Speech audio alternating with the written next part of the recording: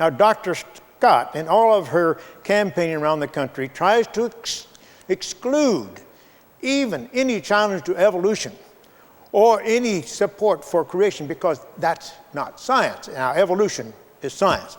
You see, that is the claim. Well, that is not quite true.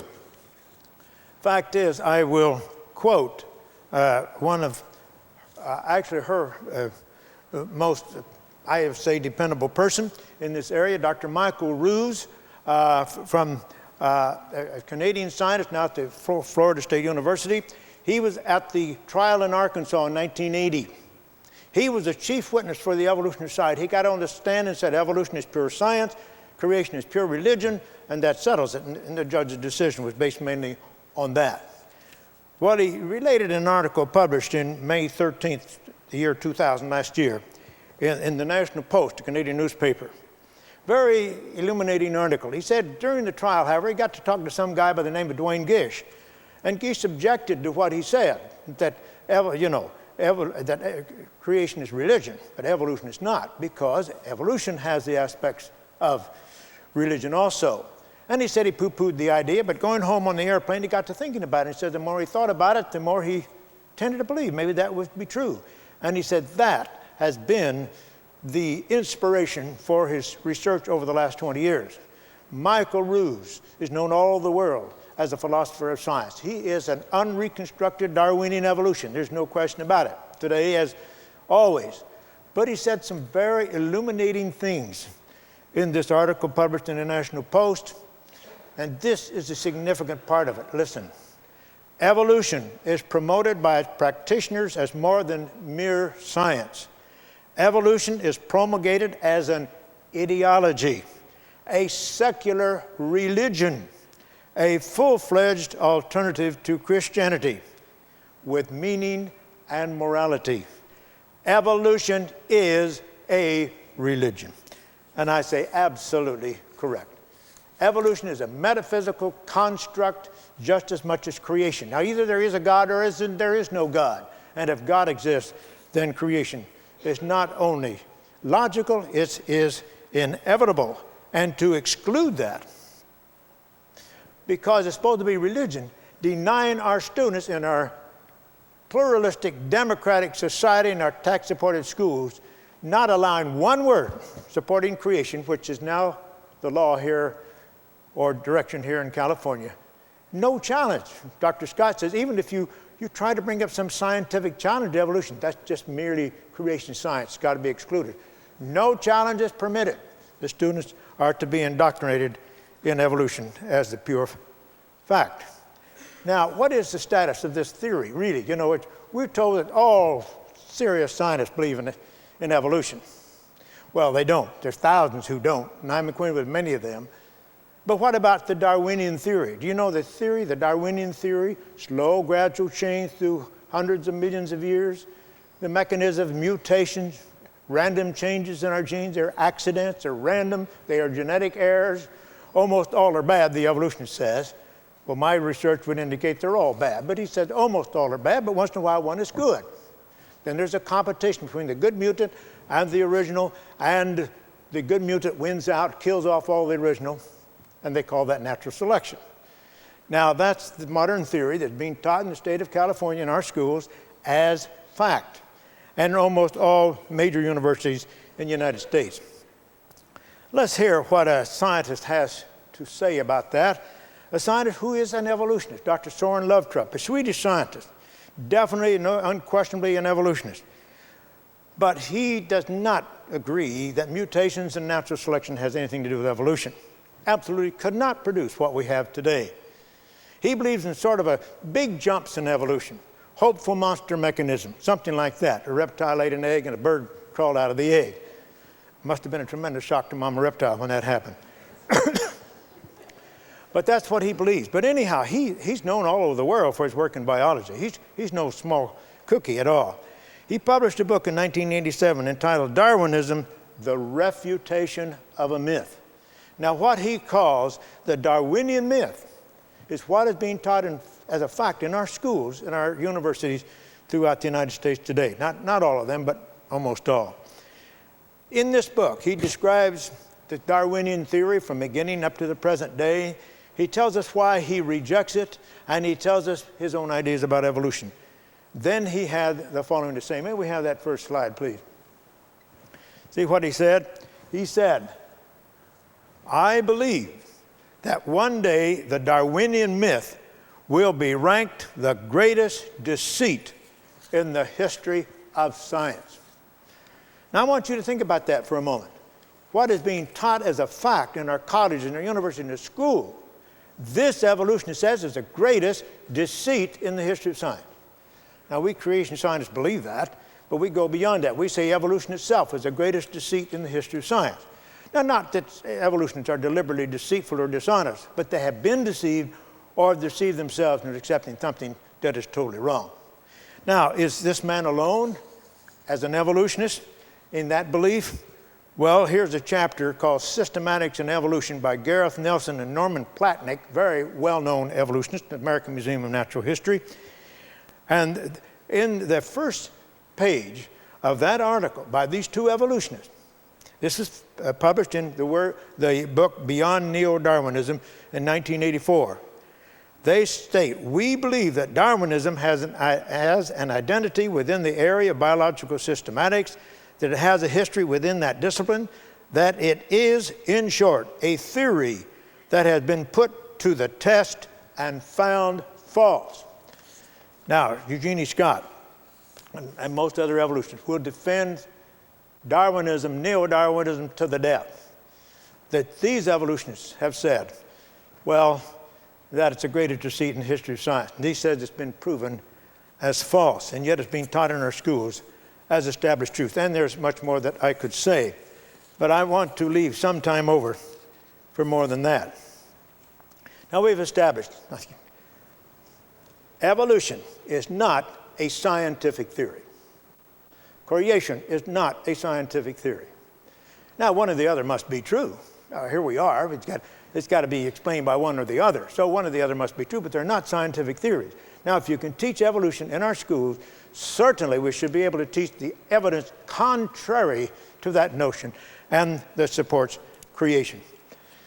Now, you see, these people say that they're for separation of church and state. They are not. They want their religion to be in those schools, a humanistic, non-theistic religion. Do you know that humanism, a non-theistic religion, is now the unofficial state-sanctioned religion in our public schools today? Again, I say not in all schools and not in all classrooms, but in most. That's all right to have that religion in those schools. Get God out. You can't post the Ten Commandments. You couldn't even post some of our most sacred documents because it mentions God. And you can't even infer the existence of God in any of these disciplines. But what about the scientific evidence? Well, there's tremendous scientific evidence from the fossil record. There's evidence from the fossil record that not only contradicts evolution, it is incompatible with evolution and provides powerful support for creation. The laws of thermodynamics, I wish I had time to talk about that.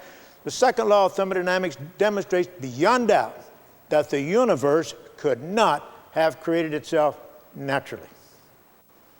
Even if you had all that energy coming from the sun down here to the earth, it would kill everything on this earth. That energy from the ultraviolet light from the sun would kill everything. Just having energy coming in from the outside, that solves nothing. Now, furthermore, the laws of probability. Could a protein molecule arise by chance? We can exclude that based upon the laws of probability. Let me say a few words. I wished I had so much more time.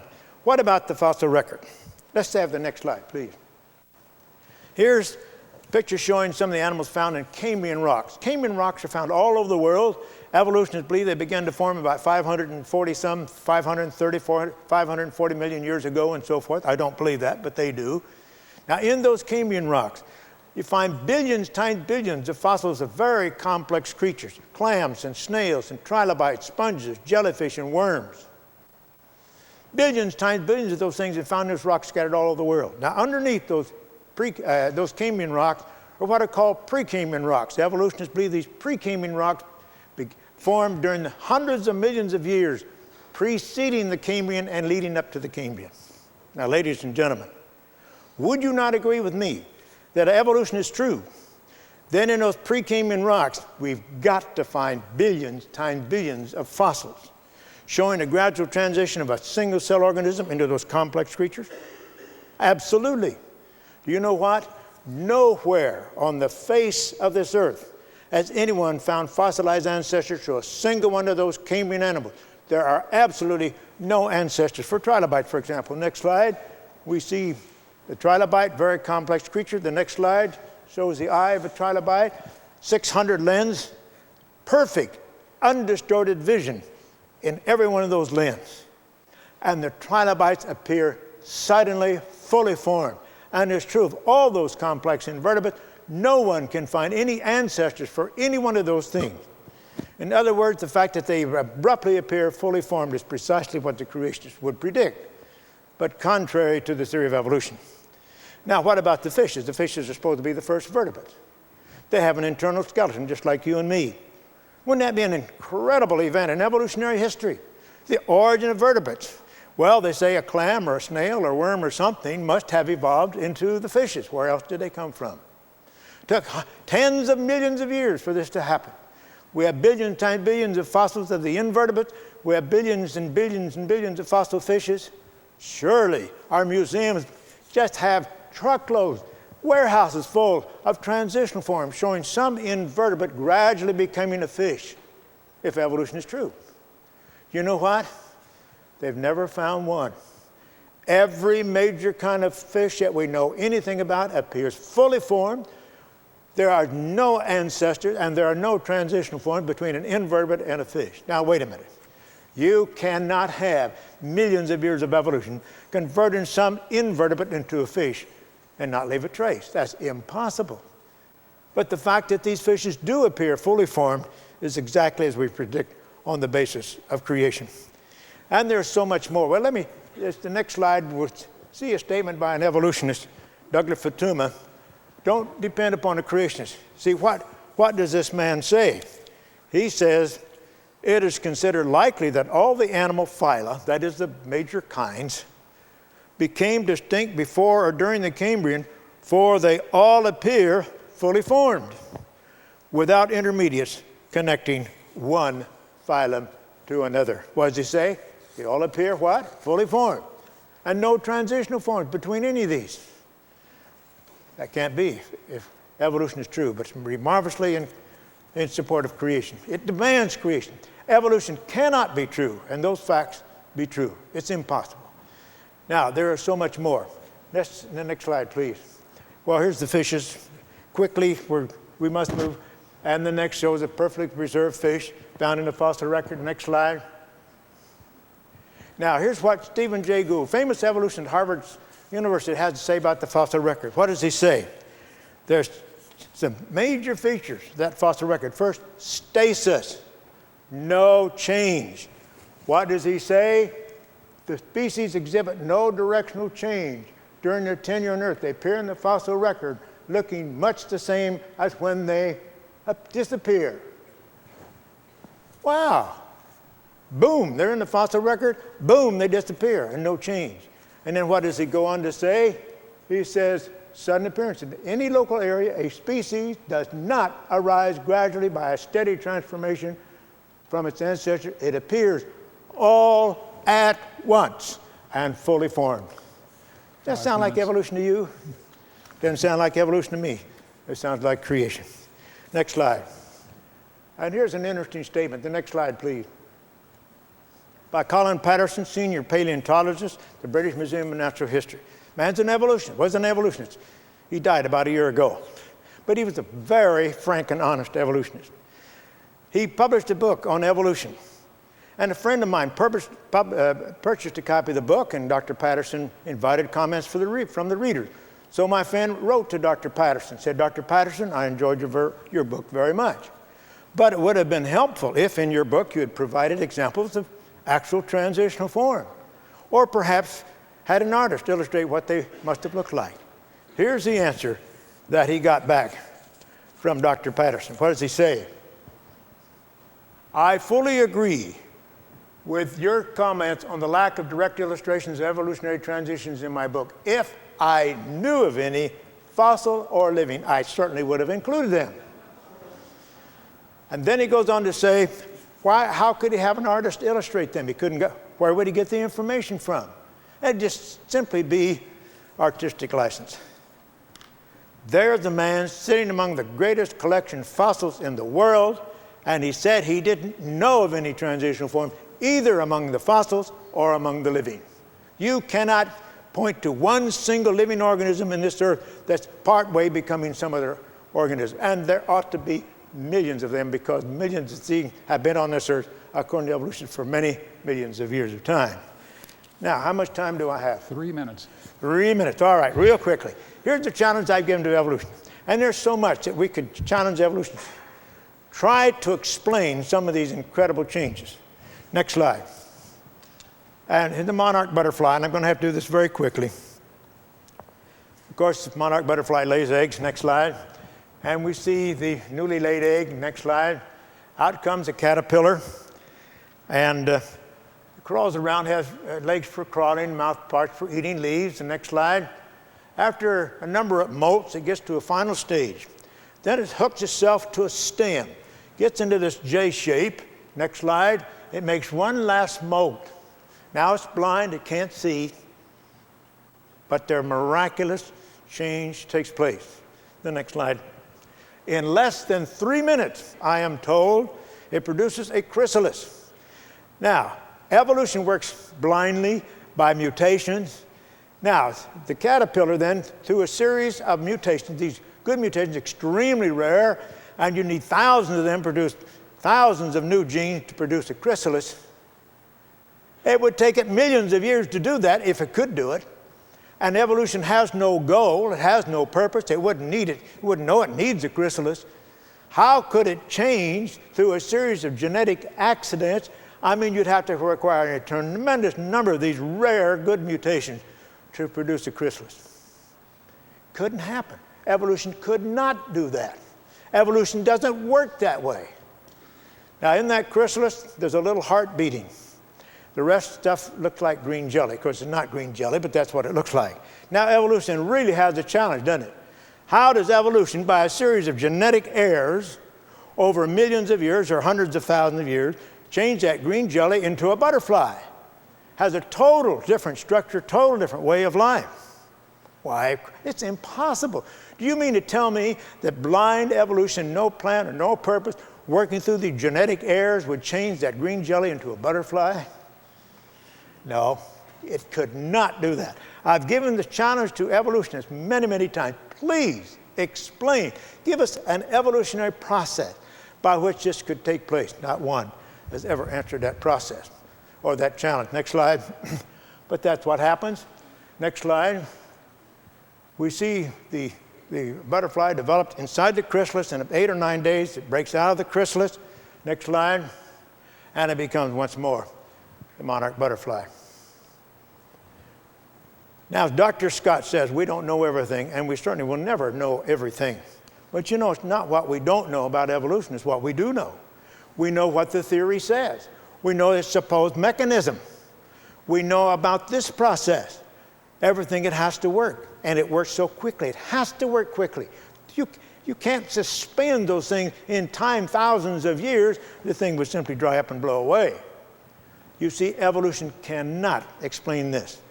The Time Life publication on insects says that metamorphosis is a miraculous process for which the origin of which we have absolutely no explanation.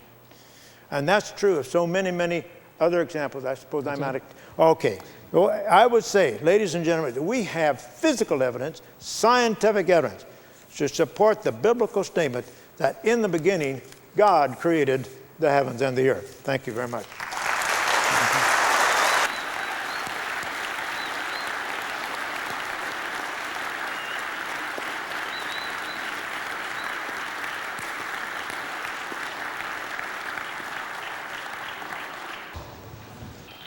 Dr. Ross.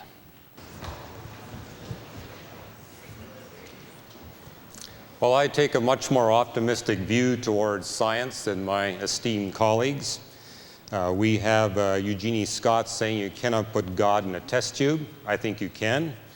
Duane Gish says there's no human witness to cosmic creation. Well, as an astronomer, I'm telling you, I was there to see it. Let me give you a couple of explanations. The space-time theorems of general relativity that have been progressed over the past 30 years have as their conclusion that a cause of the universe must be an entity that transcends matter, energy, space, and time. That conclusion is based on only two assumptions. The universe contains mass, and its dynamics is governed by the equations of general relativity. Thanks to advancing scientific discoveries during the past 3 years, the theory of general relativity now ranks as the best proven principle in all of physics, better proven than Newton's laws of motion. We're part of a movement to call it the law of general relativity rather than the theory of general relativity. Many of the experiments prove its reliability at better than 14 places of the decimal, which establishes that such a causal agent must exist, such an entity must exist. And clearly this is something beyond the natural realm, a cause beyond matter, energy, space, and time. It's also not so incidental that this conclusion of such an entity is consistent with the message of the Bible and inconsistent with the message of the holy books of the other religions of the world. So in that sense, we can put God in a test tube. As an astronomer, too, I can relate to something called the anthropic principle. That when we astronomers measure the universe, we see that it has 38 different characteristics that are exquisitely fine-tuned to make life possible, and human life in particular. And just last year, one of those 38 characteristics, the space energy density term that governs the dynamics of the universe, we discerned that its fine-tuning level, it must be fine-tuned to within 1 part in 10 to the 120th minimum, or life is never possible in the history of the universe. And to put that in context, the very best example we have of human engineering design is 1 part in 10 to the 23, a gravity wave telescope just built by Caltech and MIT physicists. What do we learn from this? This causal agent beyond matter, energy, space, and time, at a minimum, is 10 to the 97 times more intelligent, more knowledgeable, and better funded than those Caltech and MIT scientists. So science is also capable not just of investigating the reality of the supernatural, but the personal characteristics of that supernatural entity. Now, as far as Duane Gish's comments, no one was there to see creation. Well, in astronomy, we have the great weakness. We can tell you nothing about the present, because all of our tools are looking back in time. It takes light time to reach us through the telescope. So if we want to know what God was doing 7,000 years ago, we would look at the Crab Nebula at 7,000 light years away. Well, we have the instrumentation now to take a direct photograph of that moment in the history of the universe when light first separated from darkness, when the universe was only 2/1000% of its current age. And then we have particle accelerators that can get us back to within 10 to the minus 18 seconds, a millionth of a trillionth of a second after the creation event. So we can actually become direct witnesses to creation. And this may explain why some of the most potent evidences for the God of the Bible are coming through the discipline of astronomy, because it's in astronomy where we can directly observe the creation event. But I want to spend the remainder of my time giving you a quick survey of a testable creation model that our team of biologists and mathematicians have developed at Reasons to Believe.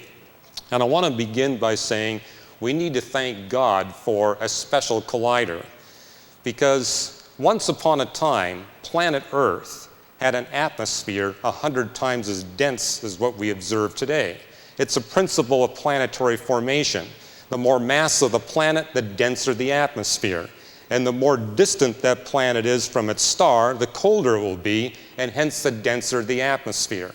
Earth had an atmosphere 100 times as dense as it currently does, which would have made life forever impossible on our planet. But at just the right time, a planet the mass of Mars collided with the Earth, not head-on, not a grazing blow, at just the right place, at just the right time, to remove that primordial atmosphere and allow a much thinner atmosphere to replace it, one that would be suitable for life. Also, planet Earth received most of the mass from the collider, and that gave it additional mass so it could now retain water vapor for billions of years. The other benefit is that the heavy element material in the collider got transferred to the Earth. So the Earth became super enriched in uranium and thorium. We astronomers believe that Earth is perhaps the most uranium-thorium-rich body we see in the cosmos. And this uranium and thorium is vital for driving the carbonate-silicate cycle. The problem is this: the sun is getting hotter and hotter every year. You may have observed that. It's 35% brighter today than it was when God first created life on the planet. Now, life on planet Earth can only tolerate about a 1% increase in solar luminosity. But what God does is He creates just the right life forms at just the right time and just the right abundance, so those life forms remove greenhouse gases from the atmosphere, methane, ammonia, and water, and convert it into sugars, starches, and fats. And then these creatures die, and then plate tectonics is driven by the uranium and thorium, drives this material underground, taking the greenhouse gases out of the atmosphere. So as the sun gets brighter and brighter and brighter, the Earth's atmosphere becomes less and less efficient in its capacity to trap heat, keeping the conditions on the planet at that ideal level for the survival of life. Now, my colleagues who are not Christians refer to this as the amazing double coincidence, but it's really an amazing triple coincidence, because you have to create just the right life forms at just the right time and just the right abundance, or this won't work. And you've got to have just the right inducement of uranium and thorium, or it won't work. We get one more benefit from the collision. The debris that formed around the Earth as a result of that collision forms the moon.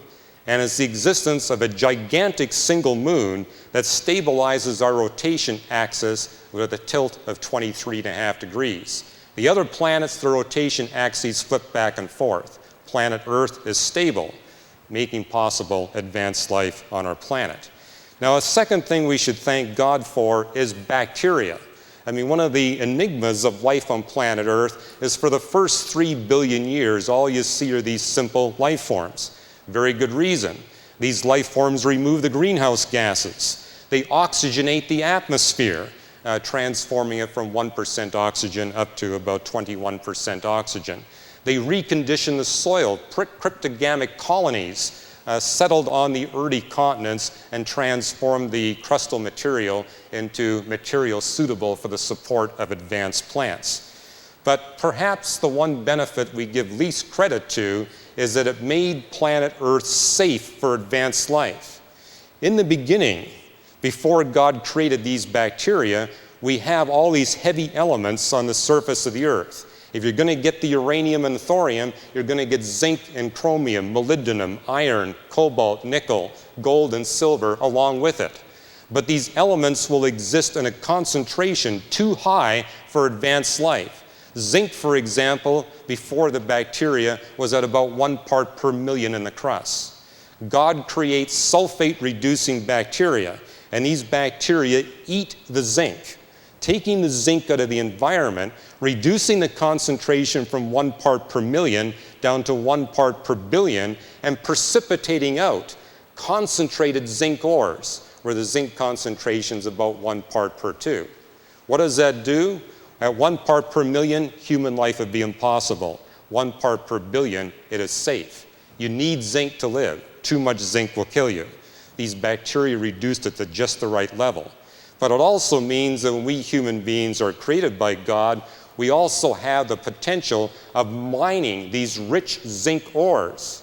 Matter of fact, as we look out in the city, we see that virtually the entire San Francisco Bay Area is built of biodeposits: cement, limestone, gold, silver, iron. Iron is concentrated by these bacteria. The plastics, everything that we use to build our civilization is there because of 4 billion years of God creating just the right life forms at just the right time so we can come upon the scene, not only survive, but develop a high civilization. Now, I also need to thank God for this Cambrian explosion that Duane Gish spoke about 543 million years ago. we have this sudden burst of advanced life. Now that the bacteria have prepared the planet, then it is possible for this Earth to sustain these advanced life forms. And as Dwayne points out, we get this sudden eruption of these forms. This continues to sustain the carbonate-silicate cycle so we can have human beings down the road.